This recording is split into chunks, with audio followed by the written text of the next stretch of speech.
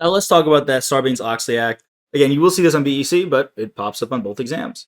So if anyone is familiar with the Enron scandal that was back in 2001, we had this company fraudulently reporting their financial statements, making themselves look good. And guess what? That was not the case. There was a lot of fraud going on, a lot of manipulation. And then what happened? Well, we had Sarbanes and Oxley, that was a senator and a congressperson. They got together and spearheaded this bill. This was made in the aftermath of that big crushing blow to the stock market. Imagine if, say, Ford, Microsoft, a decently big company, just completely one day, nope, everything's awful, right? Like the financials are not what they say they were. So that's in a lot of people's retirement accounts. That's in a lot of people's mutual funds. So all of a sudden, we have a kind of a dip in the market. We've got some problems going on there. You see why that's important, because whether it's big institutional investors or just me and you, kind of the small fish, we are not trying to get manipulated here. We're trying to invest in companies. Now, if they had just said that, hey, yeah, the company's not doing well, and they had shown that in their financial statements, everything would have been fine because it would have been accurate financial reporting.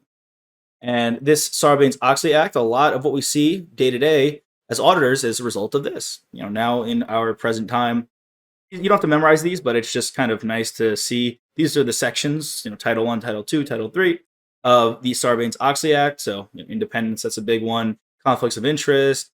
And you can see just by reading these what was important to the Sarbanes-Oxley Act and what was important to enforce, especially when it came to new rules that were created as a result of this.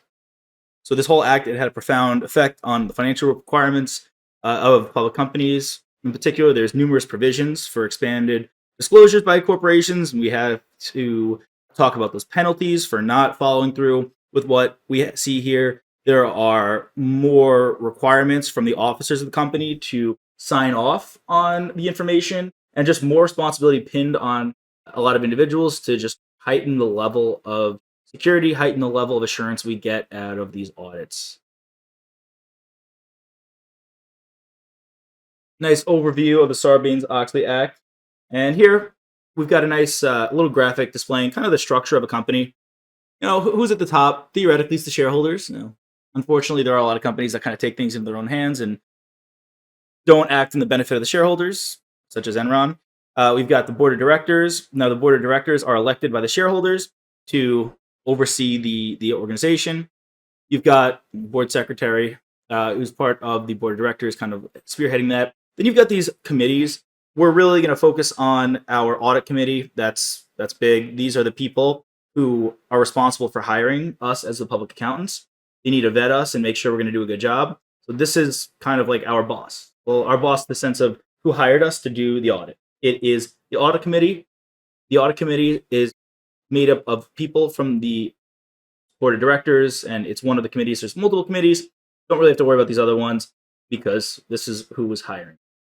And then here you see these are the day-to-day people, management, right? The CEO, CFO, they're over here. They report to the board of directors.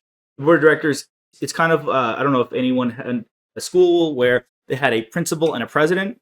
Now, the principal kind of oversees the day-to-day operations. That's kind of like management, CEO, CFO. And the president is kind of like the board of directors. Is supposed to see the overall long-term vision of the school. That was the case in colleges, high schools. So that's kind of an example there. The Sarbanes-Oxley Act focuses less on strategic operations and more on financial reporting issues. So it doesn't really tell you how you need to run your company. It just says this is how you're going to report what happens within your company. It talks about competence, ethical behavior of officers, and adequacy of internal controls, all important for having solid and accurate financial statements. SOX created the PCAOB, as we mentioned before, to oversee public company and broker-dealer audits. Per SOX, a company's board must establish an audit committee. So we see that was a result of this creation. Compensation and nominating committees are not required. So these people are generally here to assist the board of directors in fulfilling its oversight responsibilities because it's broken up. This committee helps the board of directors with assessing risk. This helps with compliance with laws and regulations, right? We see, cyber governance committee. But again, we're really focusing on the audit committee. Hey there! Are you ready to not only pass your CPA exams, but truly understand and enjoy the material while studying? I know it seems impossible, right? Especially to enjoy the material? We'll do it together. Tap into the power of CPA.examprep.ai, where we've got personalized quizzes, multiple choice questions, memorization guides, flashcards, simulations, all tailored to your learning. Our adaptive study planning puts you on the fastest path to success and lifts you back up if you fall behind. Avoid wasting your precious time and money attempting an exam with a low chance of passing, because who wants that? We want to get you through this process as quick as possible. Our exam readiness prediction lets you walk in with confidence, knowing that you're prepared for success on exam day.